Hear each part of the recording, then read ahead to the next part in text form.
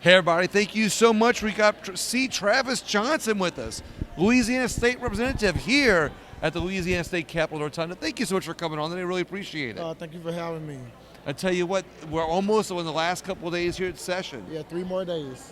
Are you ready? Are you ready to wrap this up? Look, it's an honor to serve the people, but we are exhausted. We're here, looked at thousands of bills. This is a fiscal year, but we also got a lot of money in surplus there. It's a lot to look at, so Right. we can't get exhausted. Are they going to bust the cap? Well, listen, I support busting the cap.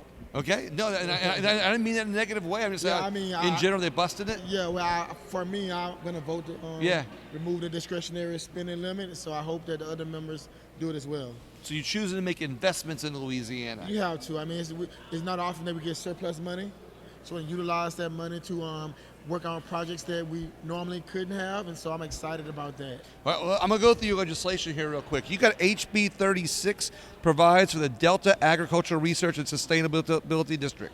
Well, yeah, and so that's DARSD.org. That's the website. Look, I created that commission 2021. Created in 2021 is the Sustainability District, focuses on solar, innovative agriculture methods, and it has a district director, a board of commissioners.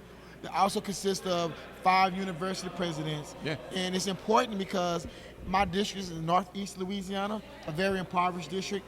This Sustainability Economic Development District is focused solely on research to enhance that district in the 21st century methods of, as I mentioned, solar, industrial hemp, things of that method. You did something on this a couple year ago, I think. Well, I've been working on it, so I'm just adding 2 additional parishes to it, and so it consists of 4 parishes, and so look, I'm always working on it, trying to get money for it, enhancing it, working with the commissioners to do everything I can to make sure that it's a complete process so they can do all the things that they need to do, to work for the people. Well, I remember talking to you about this. I interviewed you about a year or 2 ago. That's correct. And so and the reason I wanted to highlight that is because it shows that when you're a man of your word, you started a project and you've been working hard on it ever since to finish it for the people in your district. And I'm sure they appreciate that, and I appreciate that you're an elected official that does what you say you're going to do. Oh, that's correct. Thank you so much. HR 115 provides relative to employment discrimination against employees. I didn't run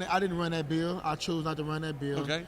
And so, but that bill was going to, for those people who may have cancer, who does utilize medical marijuana for different diseases, if they work, then that bill was going to be to not allow that particular person to not be discriminated against if they are recommended by a physician. But I didn't run that bill, and I chose not to make run it better for the next time, aren't you? Look at it in the future.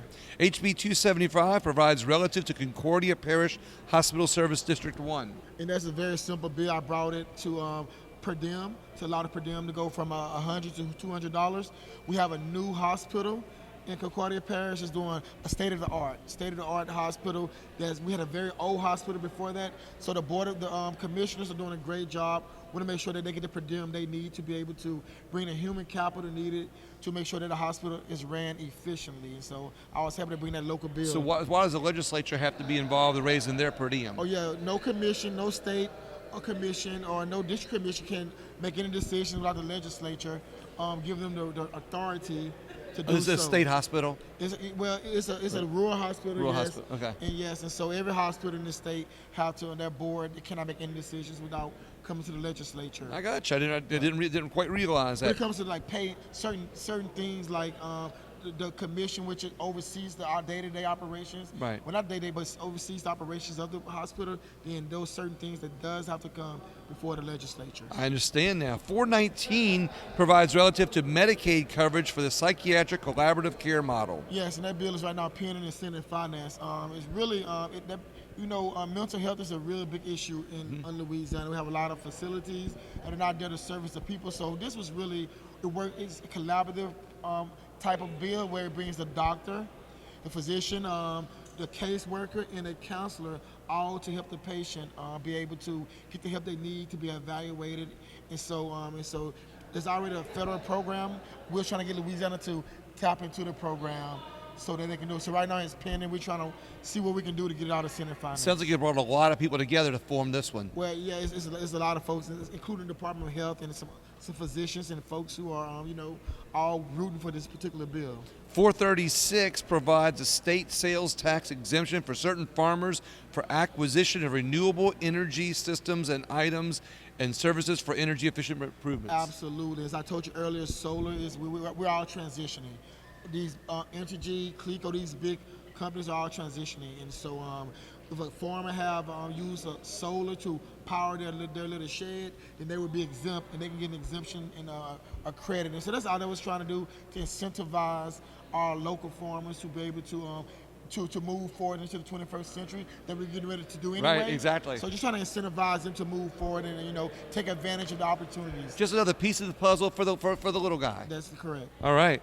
459 provides relative to phlebotomists. Yeah, so everybody forgets about the phlebotomist. Well, folks draw blood. You got airborne blood pathogens, and so you got to make sure you have trained people to be able to do the job. But we're short of that certain profession. Like we're short of teachers, we're short of nurses, we're short of doctors. We're also short of phlebotomists. So what does this do to help with the phlebotomist? And so what it does, it removes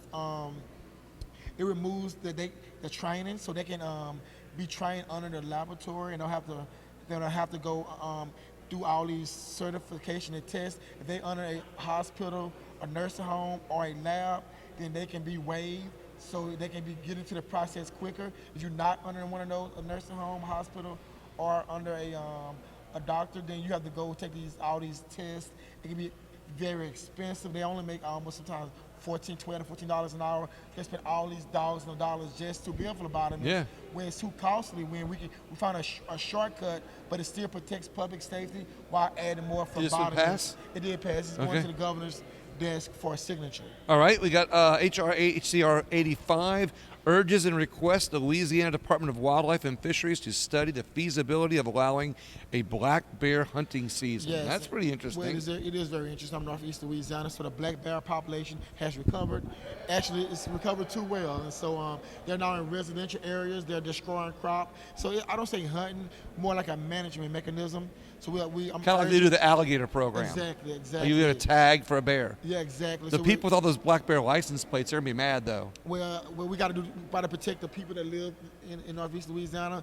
We got to make sure that safety is important. You have, let's say you got a little cub that's in a residential area, which black bears are not known to be very aggressive animals, but if you got a baby cub in a residential area, they can think someone's trying to harm that cub, and then they can become aggressive. Yeah. And so we got to make sure we're managing them properly, because now they're getting overpopulated. I mean, they'll be there more into our residential areas. A certain number of tags for the bears, like there's alligators. But it simply gives wildlife and fisheries the authority, discretion to come up with a plan, to present it to us, and then probably present a management or a hunting mechanism for the state of Louisiana. Representative Johnson, did you know that I've been asking questions about supporting legislation to update pictures on the legislative site? Are you familiar with that? I'm not. I would wonder if you would support legislation that would make the legislators update their pictures on a regular basis on the Louisiana legislative site. Well, I don't think there's no problem. I never looked at that before. But there's some pretty old pictures on there, I don't want to get into that right there. We'll see. Let us debate about it. Well, Francis Thomas may like his picture being up there. No, when I asked you again about busting the spinning cap, like I said, that was meant in a positive way. That because I think in some people, that are supporting not busting the cap. There's some people who, and I say busting the cap only meaning that it's the common phrase that's being used right now. A lot of people don't realize that busting the cap doesn't mean raising debt.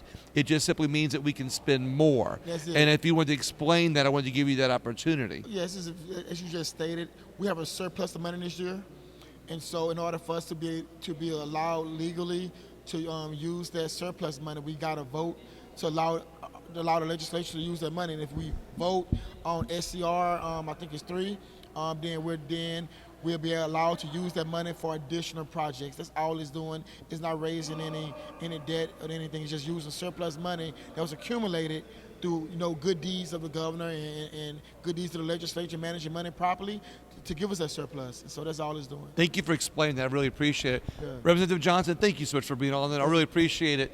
And everybody else, we got a whole lot more interviews coming up, and appreciate if you'd share, especially this one, because let me tell you, see Travis Johnson, I watch him a lot, and he works really hard in this legislature and studies a lot of things. Thank you very much. Thank you so much for having me. All right, guys, thank you.